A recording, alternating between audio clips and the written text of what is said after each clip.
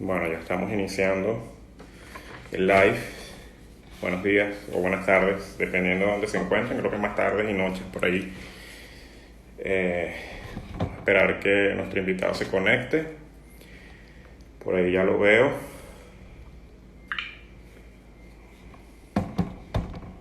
Vamos a ver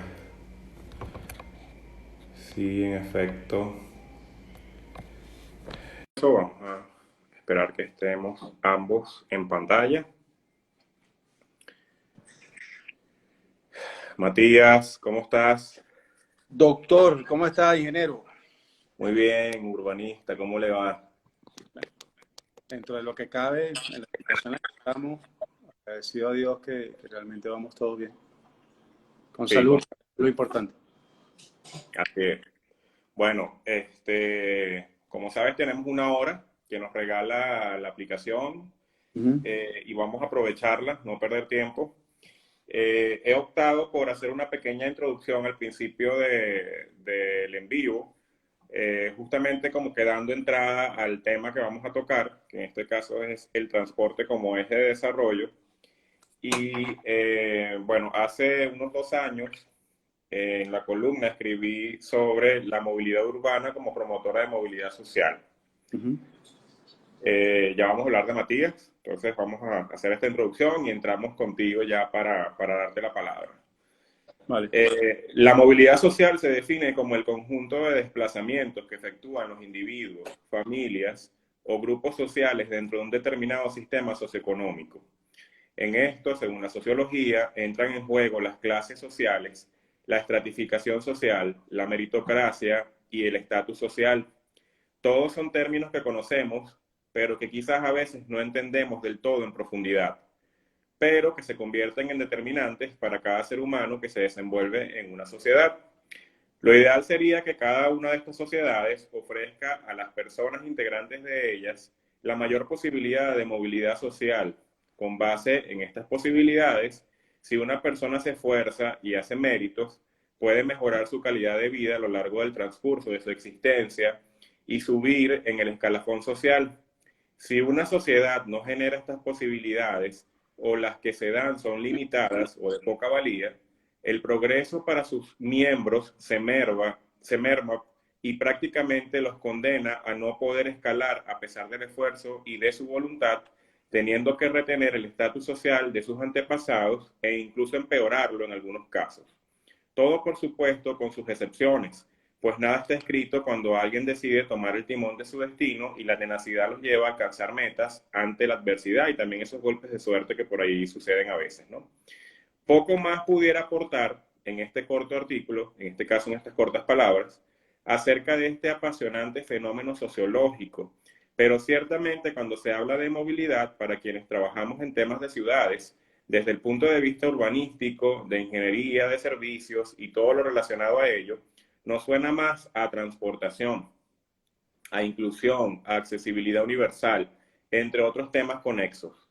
Pero para un sociólogo, antropólogos, economistas, etcétera, este asunto de la movilidad es más un tema asociado a la posición económica, social y política de un individuo o de un grupo de ellos con el trasfondo que ello conlleve. Ahora bien, pareciera que todos estos conceptos y visiones en algún momento se cruzan y quizás poco se ha escrito o se ha estudiado al respecto, al menos de conocimiento público. Aunque siempre he dicho que una sociedad es perfectamente reconocida por el transporte del que disponen y ese es el indicador tangible de su calidad de vida. Entonces, aquí vemos que justamente el tema es el eje de desarrollo que representa el transporte y lo importante que es para las sociedades, incluso para escalar socialmente, ¿no?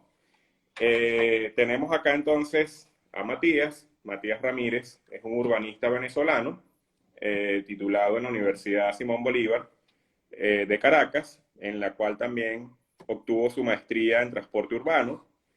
En su ejercicio laboral se ha desempeñado como consultor, asesor, docente y en funciones de gobierno también en Venezuela, nacionales y municipales. Tiene más de 20 años de experiencia en el área. Su enfoque siempre ha sido hacia el transporte urbano y regional, pero también ha incursionado en temas más de transporte ferroviario, portuario y aeroportuario. De hecho, hoy reside en México desde hace algunos años y está vinculado a proyectos y operación ferroviaria. Trabaja para una importante empresa, Adolfer, que es Administración y Operación Ferroviaria, en la cual funge como director comercial y también dirige el centro de formación de esta importante empresa en México. En este país, además, ha prestado servicios de asesoría y consultoría especializada para proyectos tan importantes como BRT, en el caso de Mexicali, y también para el Tren México-Toluca, que en algún momento estuvo bien en el tapete. En El Salvador, en uno de los casos, de los tantos que ha trabajado Matías en Centroamérica, también siendo consultor del BID, trabajó para el proyecto de Citrans, en el que además era como que el vocero del proyecto para con el vicepresidente del país. Entonces, allí también tuvo una importante labor en temas de transporte. Ha sido consultor para la empresa transnacional Indra, con el área, digamos, de transporte multimodal que manejabas en México. Y también en Venezuela estuvo, digamos, ostentando cargos importantes, como el caso del municipio Baruta, en Caracas, en el cual fue director de transporte para la gestión de Enrique Capriles Radonsky, y también estuvo como director de infraestructura, tú me corregirás bien si ese es el cargo exacto, para Fontur, entre otros. Entonces, acá tenemos a un señor que nos puede hablar muy bien de los temas de transporte, es mi amigo personal, entonces esta charla aquí va a ser muy amena, la voy a disfrutar mucho. Lo único que no vamos a tener unas cervecitas o un whiskycito para tomarnos, ¿verdad? Pero bueno, tenemos café a distancia. Entonces, bueno, bienvenido Matías. Vale, gracias. No, en Fontura, en el Fondo Nacional de Transporte Urbano, estuve como jefe de fortalecimiento institucional y llevando toda la parte de asistencia técnica nacional e internacional. No, no estuve Ah, en la parte, pero sí, ciertamente llevamos ya un rato de amistad y que además la forjamos justamente cuando estábamos trabajando en Caracas, en las direcciones, ¿no? Tú estabas en Chacao, yo estaba en Baruta. así es. Creo que esos son momentos inolvidables, que hicimos cosas trascendentes, a pesar de las limitaciones políticas que teníamos, pero, bueno, políticas y presupuestarias, pero tratamos de hacer las cosas dentro de nuestras posibilidades en favor de las ciudades. A nivel de comité técnico para toda el área metropolitana, fue muy bonito porque realmente tuvimos la oportunidad de presentar temas de manera conjunta y aquellas cosas que podríamos desarrollar sin depender de las autoridades arriba de nosotros, se lograron. Así es. Otras que realmente trataron de trascender, estuvo muy complicado porque la situación política que ya todos conocemos desde aquel momento ya era difícil. Nos marcó. Así es. Bueno, entonces entremos en materia. Yo estoy tratando de establecer una especie de tradición en estos lives que hacemos semana a semana, y le dejo la oportunidad al invitado de la semana anterior que haga una pregunta para el invitado siguiente. Y el invitado anterior fue nada más y nada menos que tu compadre Gonzalo Tovar.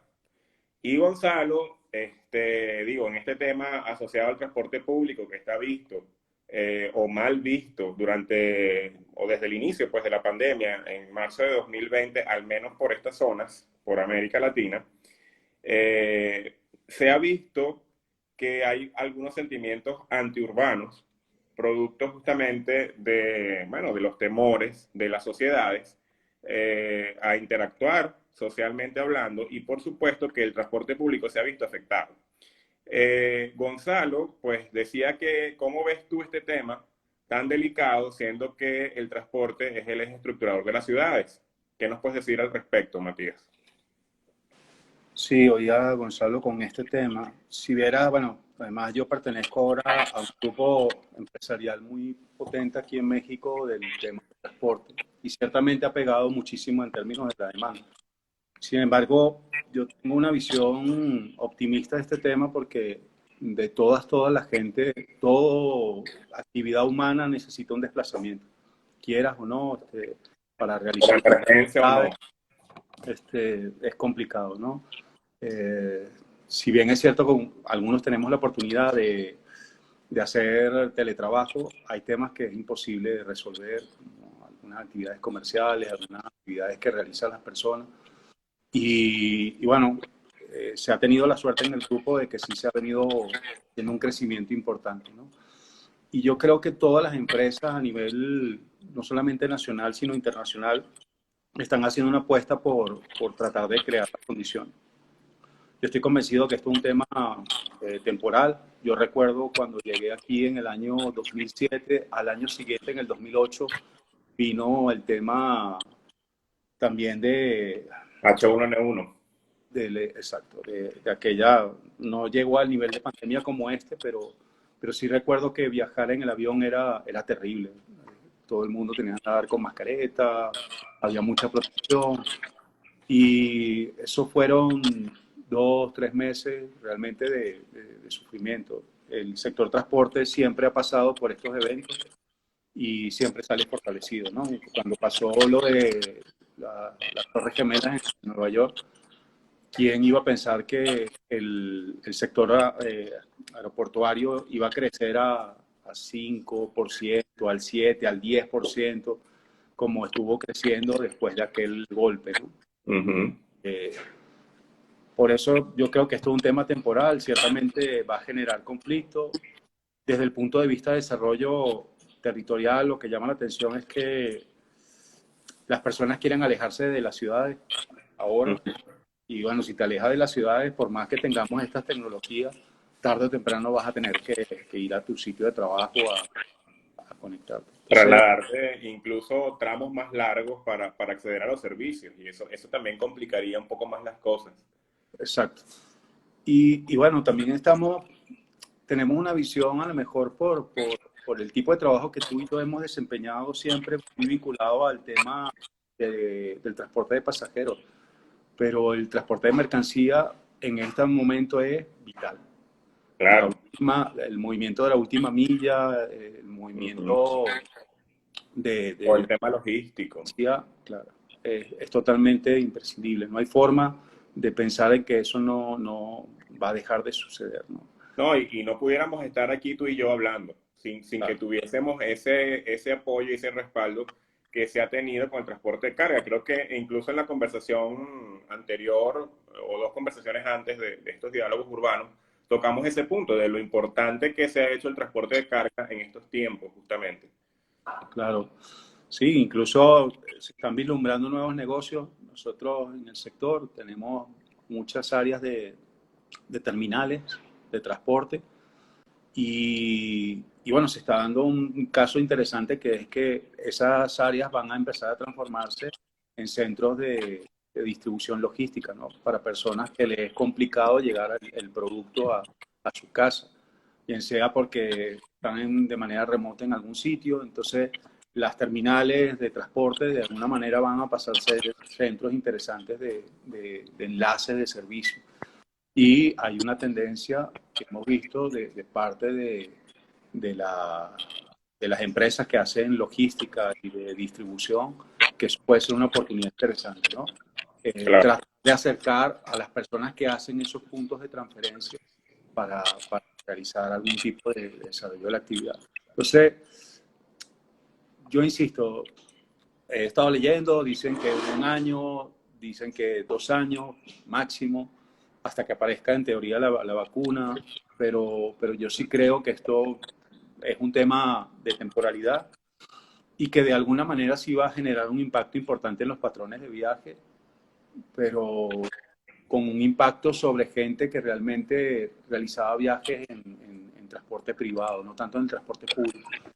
Y Sobre todo también en mucho, Latinoamérica. mucho viaje ocioso, ¿no? Porque de hecho los viajes ociosos, Sí, pues evidentemente no se están haciendo en este momento, o al menos muy poco, de la proporción total que se hacían antes. Porque bueno, se supone que estás ejerciendo actividades esenciales, entonces ahí de alguna manera esa es la baja y la reducción que estamos teniendo representada en el perfil de demanda, ¿no? Por eso, entonces, por más que querramos, yo estoy convencido que va a haber un tema de repunte otra vez de las actividades y aquellas personas que usan el transporte público están cautivos. Dudo mucho que tengan la capacidad para ir transferirse al transporte privado, porque además también en el transporte privado les implicaría un costo significativo, ya no solamente el combustible, el valor de capital de ese crédito que vayan a realizar, sino además el tema del estacionamiento, ¿no? Y por Ujú. económico que sea en Latinoamérica, al final eso te va a pegar. Entonces, Claro, sí, te incluso afecta el mi presupuesto oficina, familiar. gente que tiene vehículo y prefiere moverse en el transporte colectivo. Entonces, yo, yo realmente veo de manera positiva este tema. Y lo que ha llamado la atención del sector es que ha respondido muy bien a los requerimientos de las autoridades y las recomendaciones. Todo el tema de que te exigen usar cubreboca, el tema de la sanitización de las unidades, el tema de la sanitización de las instalaciones, el control del personal. De hecho, Ujú. estoy trabajando mucho con ese tema ahorita en el COVID con 19 empresas del grupo y es impresionante la preocupación de ellos por tratar de cambiar en La atención a los sensibilidad. colaboradores y en generar la confianza necesaria para que los usuarios se mantengan dentro del sistema, pues, porque a fin de cuentas esa es la forma de mantenernos nosotros como operadores. Y Entonces, también, digo, los operadores se sensibilizan más porque es evidente que les ha pegado en su negocio. O sea, nadie trabaja para perder. Y si ellos no mantienen ciertas medidas, vamos a llamar preventivas, para que no se sigan afectando desde el punto de vista de salud, no solamente los usuarios, sino ellos mismos como operadores, es evidente que les interesa porque si no se minimiza su capacidad de acción también, ¿no? exacto. Sí. Entonces, yo insisto, lo he visto, todo este tema lo he visto desde un punto más positivo en lo que he estado haciendo como revisión de cómo ha reaccionado el sector, ¿no? E incluso muchas de las autoridades han visto que no pueden detener, que realmente si toman la decisión de cortar el sistema de transporte, saben que las actividades económicas no se van a reactivar y es muy difícil. O sea, en el caso muy particular de México, y bien es cierto que hicieron algunos cierres parciales en algunas, esos cierres no fueron contra el transporte público, sino más bien contra transporte privado. Y se ha mantenido, no hay un servicio constante dentro de las ciudades y está Mm. funcionando. Y bueno, el tema de carga realmente es impresionante. Tuve la suerte con el tema ferroviario en el que estamos vinculados a nivel de carga. La carga de alguna manera, si bien es cierto, se resintió de manera de contacto sobre todo con Estados Unidos, que es con quien más se mantiene relación. El intercambio. Realmente el sistema ferroviario ha seguido operando dentro de lo que cabe con cierta normalidad, ¿no? Y es que en realidad ahí, Matías, a lo mejor se evidencian los problemas con la crisis del COVID, pero realmente los problemas de servicios y más bien de calidad de servicio que se venían evidenciando en tiempos atrás del COVID, pues siguen estando. Claro. Ahí entonces es donde las autoridades, más allá de actuar en la temporalidad de este momento, es pensar cómo aprovechar este momento para fortalecer al sistema en todas sus variantes para que en efecto cuando se supere la crisis, luego entremos en una faceta un poco mejor del transporte. Y es una gran oportunidad para las autoridades y también para los operadores. Lo único es que realmente se encauce bien este tema porque si no, pues se va a perder esa oportunidad.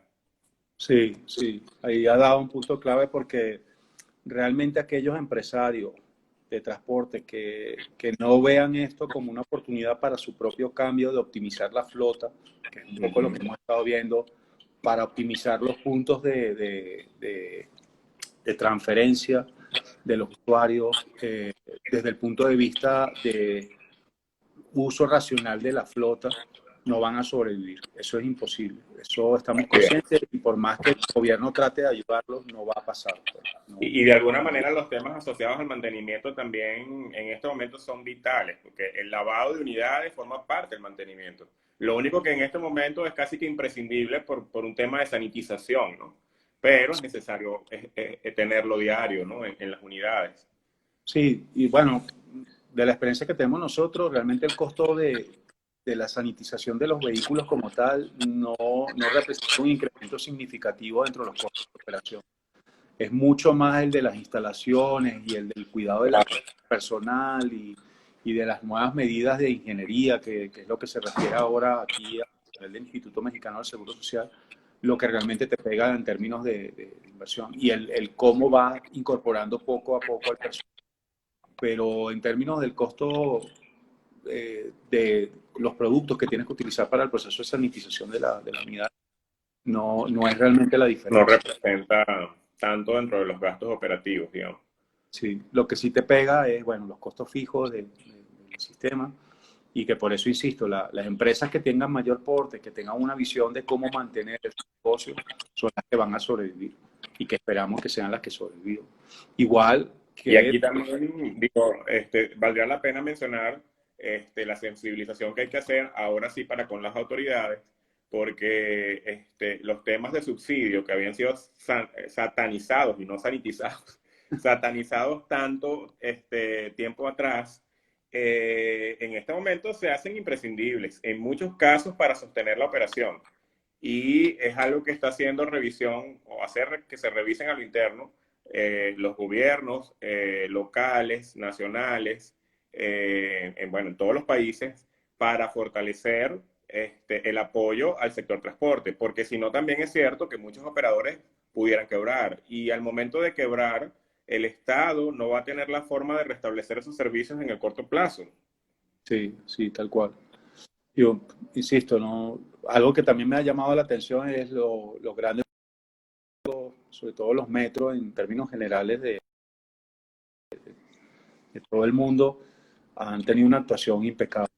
Eh, realmente ahí es que te das cuenta de la importancia de un sistema que no colapsó ante esta situación, ¿no?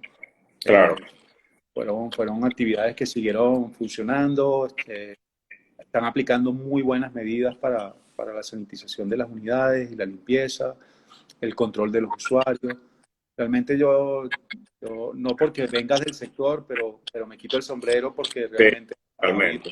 una actuación muy potente de estos temas. Y sabes que mucho de el actuar, porque es evidente que nunca habíamos vivido en una magnitud tan grande una situación como la actual, Sí, que es una crisis novedosa para nosotros, para estas generaciones. Pero han actuado también con mucho de percepción, mucha corazonada, entendiendo bien su negocio en condición normal y pudiendo hacer las adaptaciones necesarias para que siga operando durante esta etapa, ¿no? sí, sí, sí, sí. De hecho, entre todo el material que hemos estado revisando, nos llamó la atención el caso de Perú, este, el tema de la unión de las empresas. En nuestro caso en particular, eh, pertenecemos a un grupo que las empresas de alguna manera compiten entre ellos y se unificaron para ver, homologar procesos ante las autoridades. O sea, realmente yo creo que sí ha habido una demostración de que se pueden hacer las cosas. Y bueno, normalmente esas cosas pasan, ¿no? Cuando hay un punto de quiebre, una crisis, es que salen a reducir las mejores cosas, pues, tienes que buscar la forma de subsistir. Pues. De resolver y seguir Y adelante. Y ahí con esas reinvenciones salen cosas positivas. Como tú bien decías antes, cuando el tema de las Torres Gemelas 2001, más bien se fortaleció el sector transporte aéreo, se establecieron una serie de medidas de seguridad y eso siempre jugó a favor de los usuarios. Entonces, en este momento representa un reto para todos las modalidades de transporte para reinventarse y mejorar, aprovechar el momento para mejorar lo que ya venía haciéndose mal. sí, sí. Incluso, por lo menos en el caso mexicano, ¿no? Ahorita con lo del TEMEC y tal, nosotros vemos que eso puede ser también un tema importante de oportunidad para el desarrollo, porque ahora las cadenas logísticas van a ser de alguna manera un poco más cortas, ¿no? Sí, Entonces, tienes que buscar la forma de asegurar tu cadena productiva, como sea, y van a haber oportunidades de negocio en esos entornos que son más reducidos que lo que normalmente había del intercambio con Asia, ¿no? Entonces, claro. insisto, hay que ver el lado positivo de estos cambios. saber que, bueno, que en efecto han tenido un impacto muy potente dentro de la actividad normal de lo que ya nosotros conocíamos, pero que, bueno, que pueden ser positivos en el mediano plazo, ¿no? Insisto, yo no creo que esto vaya a mantenerse en esta misma situación de manera súper prolongada. Yo asumo que en un par de años empezaremos con una mediana normalidad y será una de las tantas cosas que han pasado a nivel mundial y que los tendremos que aprender y sobrellevar. Tendremos algo que contar ya luego en plato.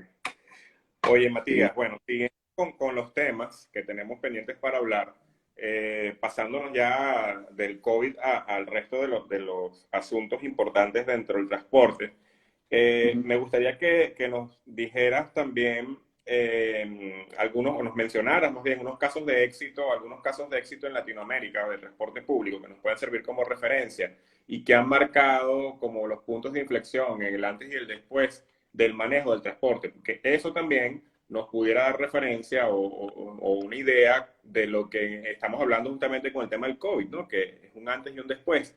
Pero también han habido momentos que se han marcado por referencias de transporte público, de sistemas que han establecido ese antes y ese después. ¿Cuáles pudieran ser? Wow. Una pregunta compleja porque depende de la época y que hicieron un hito importante, ¿no? A mí el tema de los años 80, en el tema que ahora me compete, que es ferroviario, Metro de San Pablo y Metro de Caracas, fueron un antes y después. Para mí, el cambio que representó eso dentro de las ciudades fue brutal, ¿no? El generar un cordón vertebral de operación al que se unieran todos los sistemas y que empezó todo el tema de unificación, yo creo que eso para mí fue un tema relevante, ¿no? Luego, en los años 2000, pese que ya Curitiba lo tenía, que era el sistema del BRT, Curitiba todo el mundo lo veía como algo muy extraño, ¿no? Una sociedad muy cerrada, eh, emigrantes europeos de Europa Oriental, que no era el común denominador de América Latinoamérica. Latina. Y eso de alguna manera no terminó de cuajar, por más que trataron de hacerlo en otras ciudades brasileñas, no tuvo el mismo impacto que a lo mejor pudo tener el tema de Curitiba. Pero extrañamente en Bogotá hicieron un mercadeo brutal, brutal. Sí, Hubo gente brasileña de Curitiba que estuvo ahí vinculada, que incluso estuvo en Venezuela con nosotros también en el Fondo Nacional de Transporte Urbano, y generaron una idea de marketing que wow, explotó significativamente para toda Latinoamérica y para países de menor condición a lo que nosotros ya conocíamos, que eran los sistemas potentes europeos o incluso el desarrollo en Asia, ¿no? asiático, Entonces, africano, permeó para allá, ¿no? También. sí, sí, sí. De hecho, eso fue buena parte de nuestro trabajo cuando yo estuve con ALG, con la española, y era impresionante la cantidad de sistemas de BRT que se desarrollaron a nivel mundial. Yo recuerdo que había una estimación de aproximadamente unos 20, 30 al año que se generaban. Ujú. Era una cosa monstruosa. Y bueno, Sí, aquí entre 2000 y 2010 fue un boom, realmente. incluso aquí en México con el tema del PROTRAN, ¿no? El programa de transporte masivo que maneja el Fondo Nacional de Infraestructura, el FONADIN, con Banobras aquí, con el Banco Nacional de Obras, también se pensaba hacer 50 y tantos BRT. Ujú. Y bueno, eso también fue, digamos, un antes y después en términos del desarrollo. Así es. Y generó un impacto significativo. Yo creo que el error fue el cómo se politizó, porque todas las autoridades locales y de gobierno estatal vieron eso como una oportunidad de desarrollar en muy corto plazo. Sí, era un promedio de 3 años de ejecución una obra de esta y daba para un periodo gubernamental y Sí. quemaron quemaron la idea. Sí, es que Porque llegó un momento en que, bueno, disculpen el término, pero se prostituyó sí, tal cual. este, la opción de trabajar BRTs como que fuese la panacea para resolver todos los problemas de ciudades. Y pues ahí se dejó a un lado, incluso muchas veces las comparativas entre sistemas, todas se iban por el corto tiempo de implementación que permitía, entre comillas, el BRT, porque además ahí tienes que luchar, ese modelo lucha contra muchas cosas para realmente hacerse o dejarse implantar, ¿no? Entonces, como tú dices, hay una mezcla de cosas ahí de marketing muy fuerte, muy, muy fuerte. Creo que Colombia lo explotó al 100% y más. Pero bueno, en México no se queda atrás, ¿no? Porque muchas gestiones de gobierno se han apalancado justamente en establecer ese tipo de sistemas y la verdad, digo, muy bonitos y todo, pero en algunos casos no sirven. Incluso utilizando corredores errados en muchas Sí, ciudades, ¿no? Que sí, se han echado a un lado los estudios técnicos y solamente se ha impuesto la visión política, ¿no? sí, sí, yo siento que tal cual la palabra que tú usaste, y además de eso fue triste porque los organismos multilaterales también trataron de Abiertan involucrarse el con este juego. tema y bueno, se dieron cuenta que era separar el tema de la infraestructura del tema de la implantación. Y ahí fue cuando empezaron los errores, creo yo, que fueron lo más graves, ¿no? Yo vi muchos proyectos en los cuales incluso tuvimos la oportunidad de participar y bueno, se desarrolló la infraestructura y cuando llegabas al tema realmente de la implantación, con el famoso proceso de negociación con los empresarios que estaban allí operando en los corredores, se desvirtuaba todo, ¿no? Empezaban los Claro. problemas, no había posibilidad de unificación, ellos no estaban preparados para asumir esto.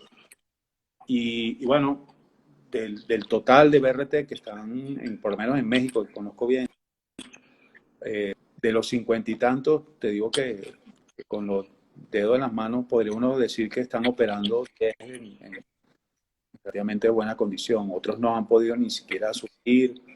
Eh, y bueno, empieza a tener problemas porque algo que no le dijeron a la gente es que esos equipos tenían de alguna manera una vida útil y tenían que hacer una reinversión. Y el gobierno sigue controlando la tarifa y no entiende que hay unos subsidios y bueno, empiezan los problemas y entonces cuando ya empieza a pasar los 10 años, los sistemas ya no tienen la capacidad suficiente, la Claro. tecnología tenía problemas, no había integración con el resto del servicio.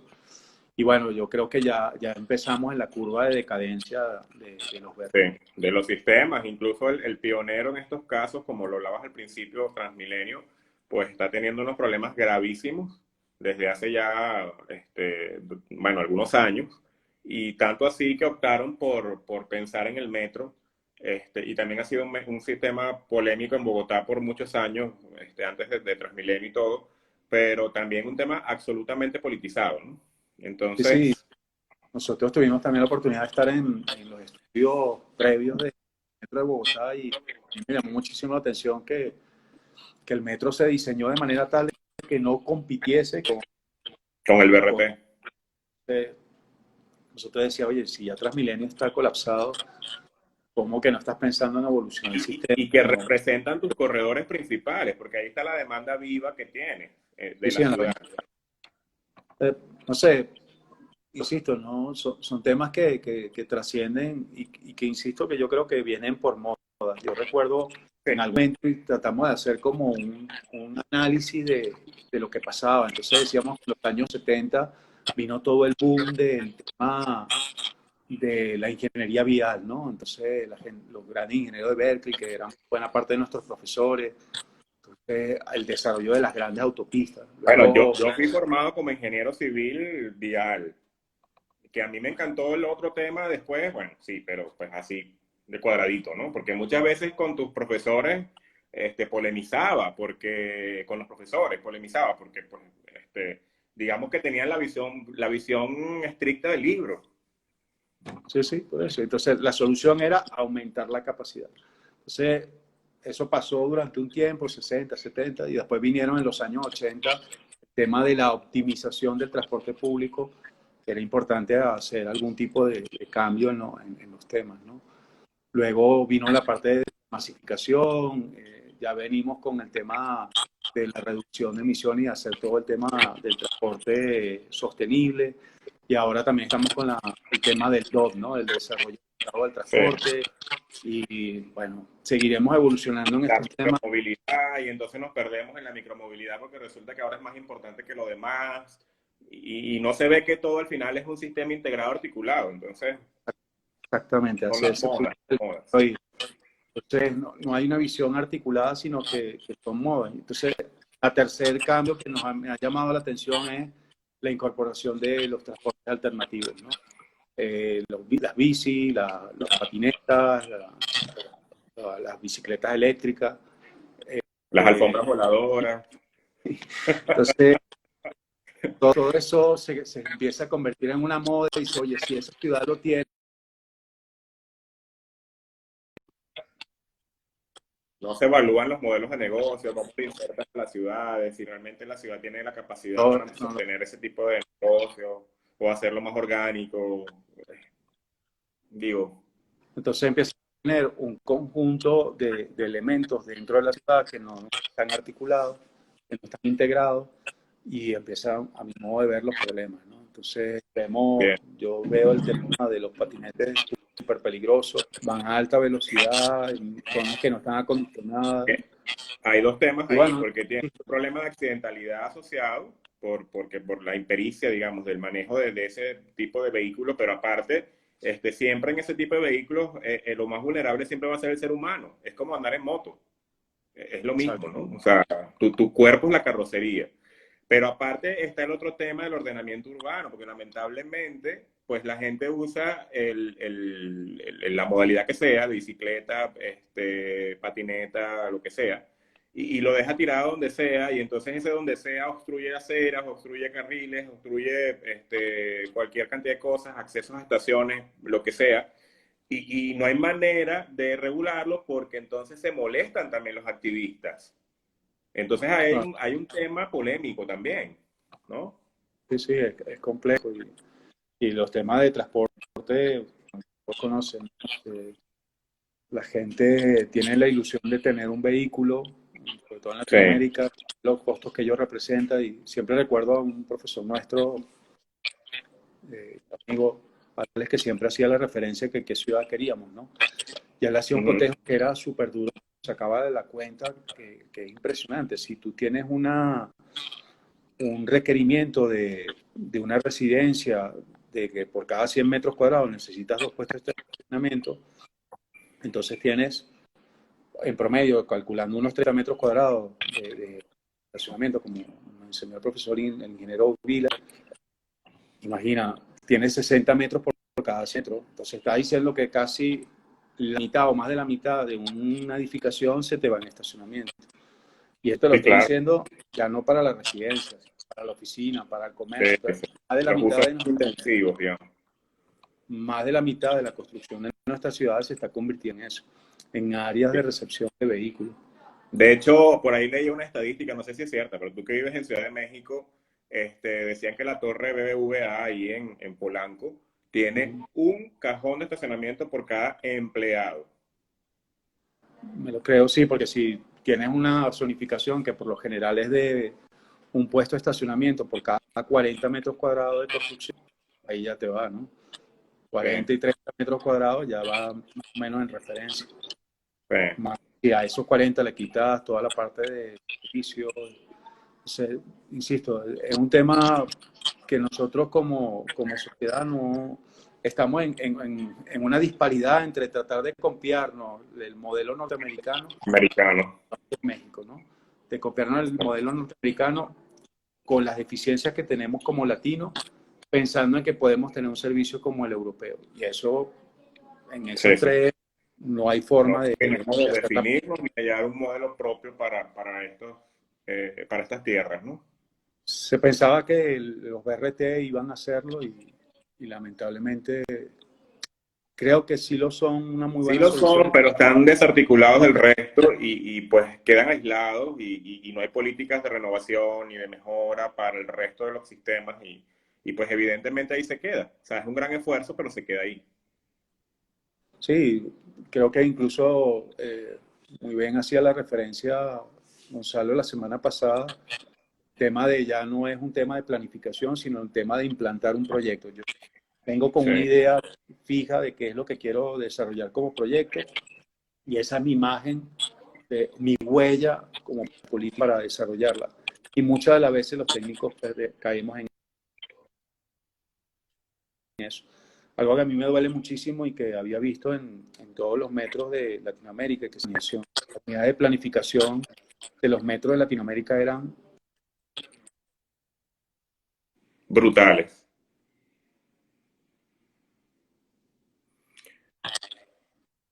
y Sí, creo siento que que se eso está se ha perdiendo un poquito debilitado la muchísimo. comunicación.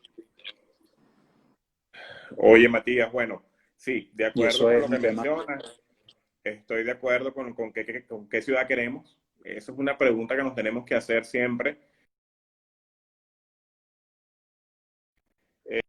Y justamente sobre ese tema quería preguntarte, porque muchos proyectos mal llamados sustentables no lo son. Y se etiquetan así porque políticamente vende y también porque puedes acceder a recursos de financiamiento. Claro. Entonces, ¿cuándo realmente pudiésemos etiquetar un proyecto de transporte público como sustentable? Hablando un poquito del tema inclusivo, accesibilidad, asequibilidad, que realmente nos dé, digo, a los que estamos conectados en este momento y los que vean después el live en diferido, que nos pueda dar una visión de qué realmente es un proyecto sustentable de transporte público. Ah, tú comentaste algunos aspectos, ¿no? Para mí la sostenibilidad no va a un tema estrictamente ambiental o de la población, sino que también tiene un carácter financiero. Y cuando hablo de financiero es que eso tenga prolongación en el tiempo y que tenga una visión de cómo va a evolucionar y de cómo va a Ojo, ser. sí, que financieramente hablemos, porque no hay que perderse allí, a veces también eso se malentiende. El transporte público sigue siendo un servicio público y las ciudades no lo pueden ver como un negocio. El Sí, pero operador es otra cosa, pero las ciudades como que no. a mí me enseñaron que alguien lo paga, Pues sí, ¿no? Un sistema, un sistema para que funcione y ahí lo ves, ¿no? Metro de una ciudad, eso hay muy pocos en el mundo. Pero hay la idea de que eso tiene que ser sostenible en el tiempo y lo tengo que mantener y tengo que generar un pago por exacto, ello. exacto. Y entonces, hacia eso vamos. Yo creo que el gran problema que tuvimos en Latinoamérica fue, eh, sobre todo en los años 80, 90, que pensábamos que si dejábamos esto a los privados, ellos operarlo y nosotros nos quitábamos un lastre de este tema. Y eso definitivamente no funcionó así. Muchas veces en nuestras autoridades, cativo de lo que ellos representaban, ¿no? El mover Así es. el transporte. Y ahí Entonces, nos diferencia claramente del transporte europeo, por ejemplo, porque la gran experiencia española está clarísimo que son empresas del Estado o de los sí, pero gobiernos, digamos. hay privados. Y lo que te llama la atención en el caso español también es que las empresas españolas funcionan empresas privadas. Porque ahorita, por lo menos en los temas ferroviarios, van a competir contra entre ellas para operar, ¿no? Entonces, hay una visión de que sí, que tienes que comprender los números y tienes que conocer. Y la autoridad lo tiene que entender así. Y ese es el problema que yo creo que ha sido mezquino, ¿no? Todo el mundo asume que los operadores están robando, que los operadores no tienen la capacidad, que los operadores no son empresarios para desarrollar este tipo de negocios. Y lamentablemente la autoridad no tiene personal técnico capacitado Sí. que logre Es un interactuar con problema él de para... fortalecimiento institucional grave en Latinoamérica. Oh, sí, a excepción creo del caso brasileño o el caso De uruguayo, Brasil. o el caso uruguayo que me llamó la atención, la autoridad entiende que esto pasa y busca la forma de generar los subsidios indirectos, trata de Sí. desarrollar el negocio y algo que es interesante es que los empresarios del sector se capacitaron muy bien y fueron a trabajar de gobierno. Y eso yo creo que es un tema que nos falta en el resto de los países, ¿no? En Latinoamérica. Y que Oye, tenemos Matías, que el tiempo pasa fortalecer. volando aquí. Y ya nos quedan como unos 15 minutos solamente de conversa. Entonces no quiero dejar por fuera algunos temas también importantes que me parece que podemos tratar contigo, que sabes bastante de todo esto. Y bueno, sobre todo el tema de transporte ferroviario, que ahorita lo estás ejerciendo de forma directa. Y en ese caso, bueno, justamente visto como un eje logístico para las ciudades, para los países, porque pues un tema incluso de transporte nacional e internacional, pero también es un transporte que permite integrarse al resto de las modalidades y de los medios, porque la interacción con los puertos, aeropuertos y también el sistema carretero. Entonces ahí hay una mezcla de cosas que es súper interesante, pero también bien difícil. Y entonces ahí justamente quería saber de ti la percepción que hay del trabajo con los sistemas ferroviarios en Latinoamérica. Y en específico en México, que es la parte donde tú estás radicado, ¿no? Es el país donde estás radicado. Una pregunta amplia, ¿no? En el caso en general de Latinoamérica, hay un tema que todos conocemos que es de demanda, que realmente existe la demanda para justificar un servicio de esa índole, ¿no? Tanto en el ámbito de pasajeros como en el ámbito de la carga. Entonces, es complicado porque hay sitios donde realmente hay la posibilidad de hacer estos tipos de desarrollo y hay otros que es mucho más complejo, ¿no?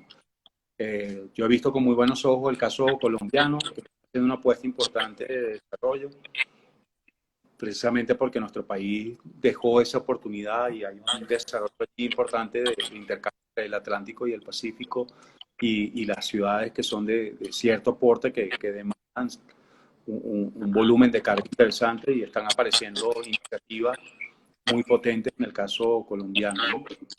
En el caso mexicano, nosotros lo que hemos visto es que Se está cortando un aquí las poco. grandes empresas Ya operadoras, volvió. acá las empresas, ¿me oyes? Sí, sí te oigo. No te veo, pero te oigo. Creo que se está cortando un poco la Vale, conexión. Ahorita sí, para- regresaste. las empresas norteamericanas son las que han determinado y realmente la pauta aquí se ha dictado a nivel de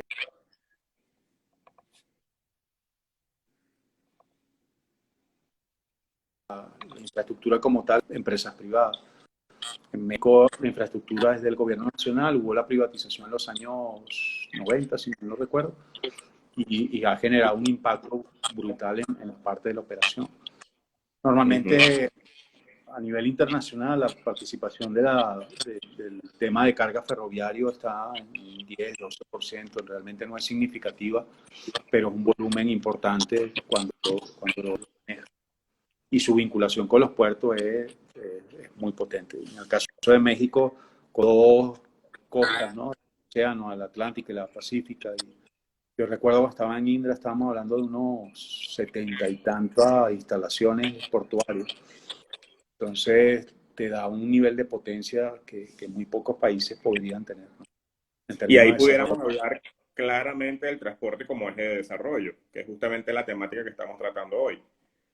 Sí, sí, a mí me gusta mucho el concepto que están manejando en Europa, sobre todo en el caso español, de las 3T, que es territorio, transporte y turismo.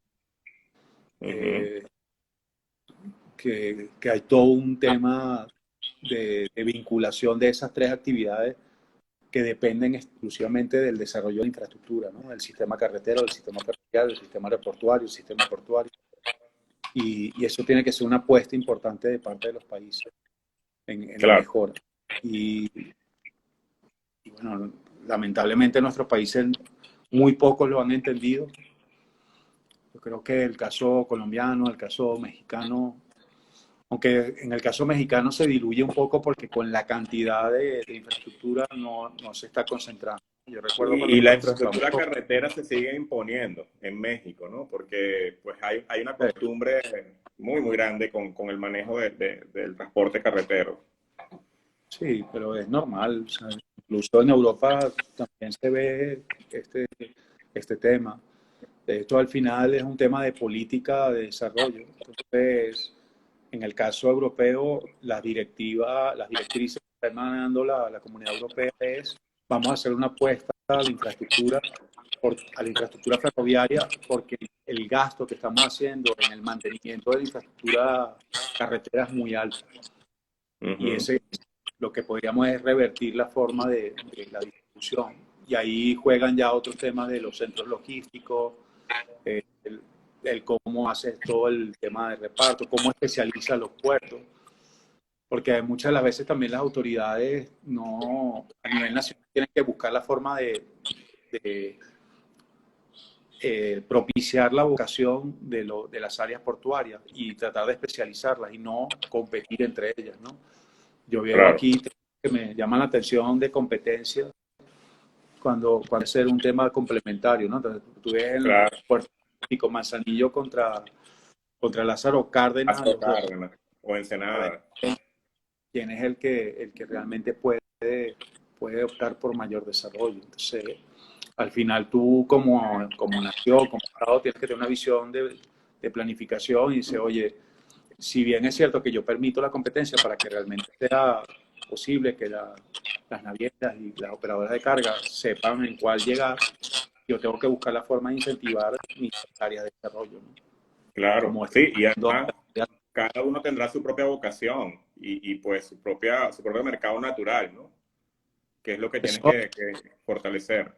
eso lo estábamos tratando de hacer con los centros logísticos de las ciudades que soportaban esos puertos y la vocación iba dirigida hacia esos centros para que realmente no dependieran de una actuación directa sobre el puerto. Entonces, yo creo que sí hay un esfuerzo para todos esos temas, pero Todavía sigue pasando. es todavía limitado, ¿no? Así Es es. limitado, pues depende, la infraestructura es un costo elevado normalmente, Sí, son grandes inversiones.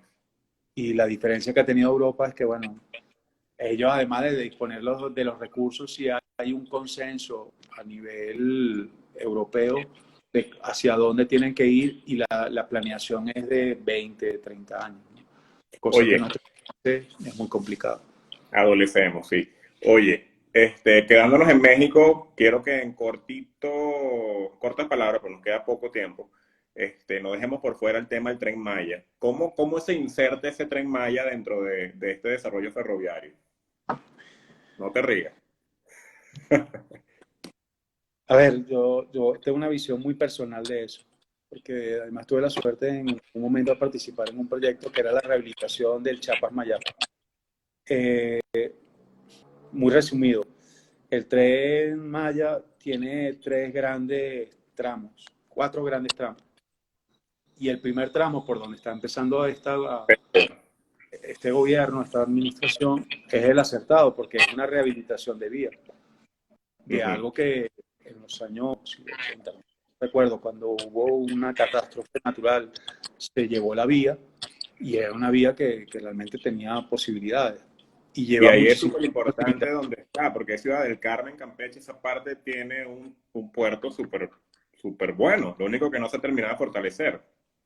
Sí, eso nos ha llamado la atención, que por lo menos hasta Progreso no hay una conectividad clara, porque buena parte de todos los insumos para la construcción de ese tren van a depender, creemos nosotros, de ese puerto. O sería lógico para construir. Estamos hablando de esos 1.400, 1.500 kilómetros totales, unos 500 y tantos son rehabilitación de la vía, que acertadamente la administración vio que eran necesarios para desarrollar y que realmente van a tener un impacto importante dentro del desarrollo de la zona. Luego, los otros tramos que ya adentran dentro de la península, sí los vemos mucho más complejos, ¿no? Porque la movilización hacia Cancún, hacia la costa del Golfo, Capas. ya eso lo vemos mucho más complejo, y eventualmente podría tener un proceso de evolución, pero no lo veo en el caso. O sea, eso se van a hacer los estudios, como normalmente pasa mucho en Latinoamérica, que haces miles y miles y miles de estudios, los tienes como una referencia y vas a empezar a tratar de trabajarlos. Y que lo está Completo. haciendo sobre la marcha, porque la construcción ya inició. Entonces no tienes los estudios listos. pero también hay un tema polémico con el impacto ambiental Sí, y pues las pero digamos que en comunidades. términos generales la rehabilitación yo la veo positiva. Veo, me preocupa el tema del tramo entre Mérida y Cancún. El otro tramo eh, que va paralelo a todo el desarrollo hotelero. Nosotros hicimos un análisis en aquel momento como visualización de operación y es complicado, ¿no? Porque ahí hay una competencia potente de empresas que Sí, trabajan con los hoteles, sí. los hoteles están muy dispersos, no hay concentraciones de demanda. Y son hoteles all inclusive, entonces la gente va y se queda ahí, no se mueve. Sí, bueno, más allá de eso, pero en términos de actividad tiene que estar muy bien pensado, ¿no? Y bueno, luego el tour que va por la, ese sí es el más delicado Y y el más ese sí lo polémico. veo mucho más largo plazo. Pero en términos generales sí veo positivo la rehabilitación y era una rehabilitación que lleva casi ya unos 15 años, 20 años tratando de activarse y va a generar un impacto positivo en la zona, pues, sobre todo para Claro. Campeche, para esos centros, porque de alguna manera ellos también ya dependían de esa actividad. Y en el caso Ujú. de Chiapas, porque es un problema. Hoy en día buena parte de la producción con onzas se envía hacia Chiapas y no hay elementos de retorno. Eventualmente Chiapas puede alimentar a toda la zona del sureste con algunos productos y eso puede ser positivo. Entonces, sí tiene cosas buenas, pero cosas muy malas. Claro. Bueno, Matías, fíjate, nos quedan escasos 3 minutos, creo yo, pero vamos a ir tocando los últimos puntos de forma muy rápida. Lo primero es que la semana que viene tenemos de invitada a Celia Herrera. Claro. Ella nos va a hablar de la evolución del abordaje de la movilidad en Caracas y específicamente Caracas porque se celebra coincidentemente ese día, el Día de Caracas, ¿sí? Su aniversario. Entonces, ¿qué le preguntarías tú a Celia la semana que viene? He estado siguiendo algunos temas que viene haciendo la doctora Celia y me llama la atención la apuesta que está haciendo del transporte alternativo, ¿no? En el caso de Caracas. Y yo le preguntaría particularmente cómo ella cree que podría darse esa evolución con todas las restricciones que puede haber, ¿no? Tema de estos sistemas alternativos en una ciudad tan compleja y tan adaptada al transporte privado, cómo hacer ese cambio. Ok, Eso sí me gustaría que ella me diera referencia porque desde que nosotros estábamos en las alcaldías, pensábamos en eso y decía, oye, tú mismo me decías, Matías, olvídate, eso no va. Ninguno de nosotros dos cuando nos sentábamos decía, oye, esto no va, ¿no? y Y ojo, además, y no es que no hiciéramos nada por eso, porque incentivamos esos proyectos. De hecho, mi entrada a Chacao fue con el proyecto de ciclovía de 14 kilómetros.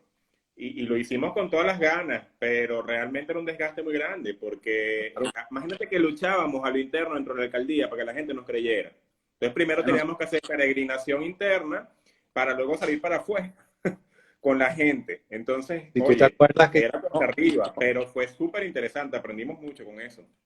sí, yo me acuerdo incluso, tú debes recordarlo, que hice una carrera entre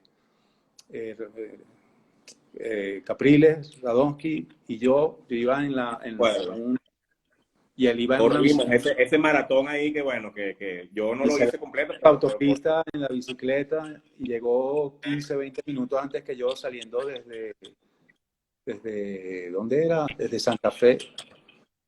Y me acuerdo, y decía, oye, no me movía porque estaba totalmente trancado y tratamos de implementar lo de pico y placa, hicimos todo el tema peatonal, pero ese Ujú. tema del transporte No alternativo, motorizado.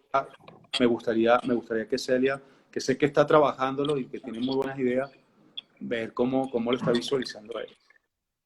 Muy bien. Ahí se lo preguntamos a Celia, creo que no está conectada hoy, pero pues ya se lo haremos saber. Oye, Matías, bueno, ya nos queda poquito. no nos ha avisado, porque esto nos avisa, la aplicación nos avisa que nos queda un minuto, pero todavía no lo ha hecho. Espero que no se nos corte. Ya nos está avisando que nos queda 1 minuto 50. Para cerrar, fíjate, bueno, que te despidas de la gente, creo que tienes muchos fans, por ahí te están escribiendo ahorita en los comentarios.